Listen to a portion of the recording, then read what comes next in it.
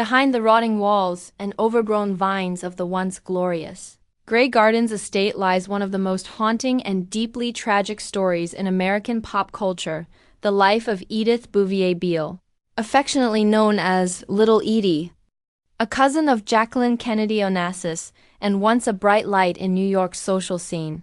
Edie's early years were filled with glamour, beauty, and potential. She had the charm, the connections, and the ambition to become a dancer, actress, or model, and she pursued her dreams with determination in Manhattan.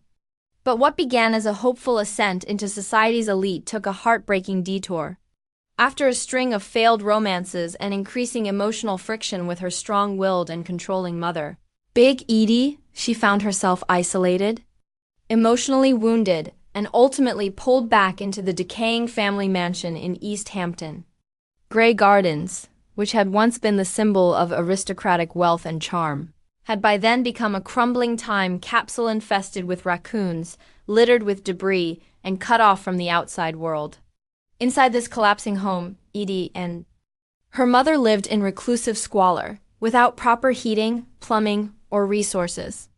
But what truly gripped the world was not just their living conditions. It was the haunting psychological portrait of two women stuck in the past, locked in a dysfunctional codependence, where dreams had curdled into delusions and memories became both comfort and curse.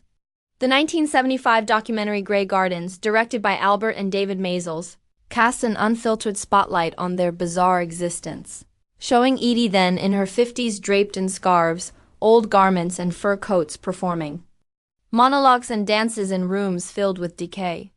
Her eccentric wardrobe became iconic, but beneath the whimsy was a woman visibly trapped between longing and resignation. Viewers were fascinated and heartbroken by this complex woman whose youthful dreams were never fully realized, and whose circumstances left her performing not on a stage, but within the ruins of her own life. The true tragedy of Grey Gardens wasn't simply the physical decay, it was the emotional erosion of a woman caught in a lifelong struggle with her identity, her ambitions, and her mother's shadow. Though Edie would eventually leave the mansion, after her mother's passing, her life never fully healed. She lived out her remaining years in relative obscurity, remembered mostly for a documentary that laid bare her vulnerability.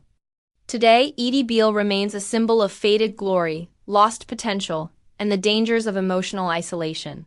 Her story is strange, captivating, and deeply unforgettable, a cautionary tale of what happens when dreams are stifled, support is absent, and the past refuses to let go.